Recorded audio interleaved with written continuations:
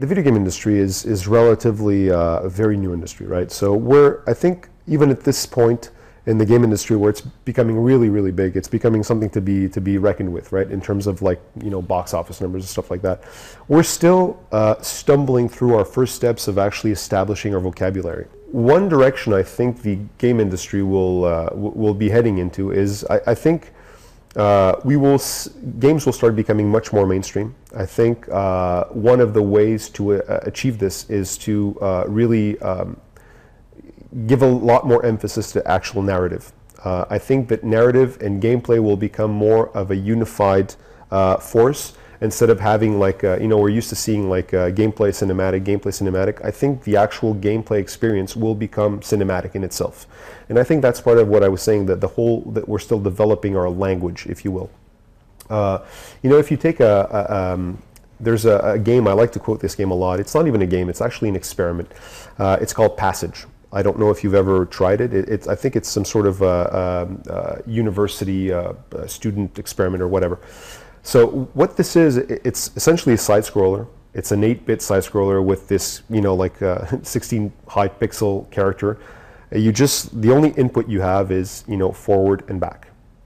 And as you move forward, there's this music playing, and as you move forward, like the background scrolls. And it's really like, 16 color type, old school.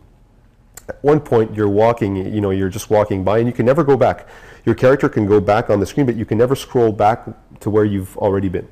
At one point you come across another character, female character, and as you keep walking, she starts following you.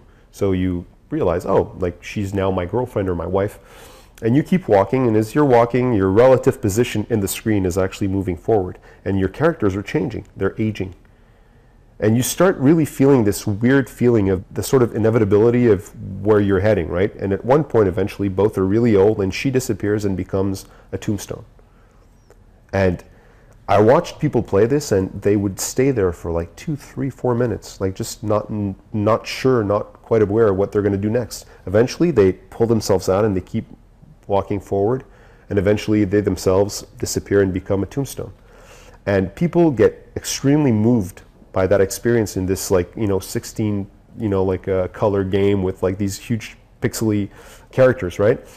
And the reason that is, I believe, is because what you're doing, your actual gameplay input, which is moving forward, and the meaning of the game, life is something that goes forward and never back, are the same thing. And the closer the input the player gives and the actual meaning of what you're doing is similar, the more you will have an emotional sort of reaction towards it, an emotional attachment. And that, I think, is what we're still developing, right? Finding clever ways of making gameplay and narrative the same thing. Because when you achieve that, people feel something. Like you don't necessarily feel something when you've just finished shooting like 300 NPCs or 300 monsters, and then you have a touching cinematic about your best friend that dies, right? Although that could be very cool, you don't necessarily feel, because what you've been doing is you've been just like shooting people, for example.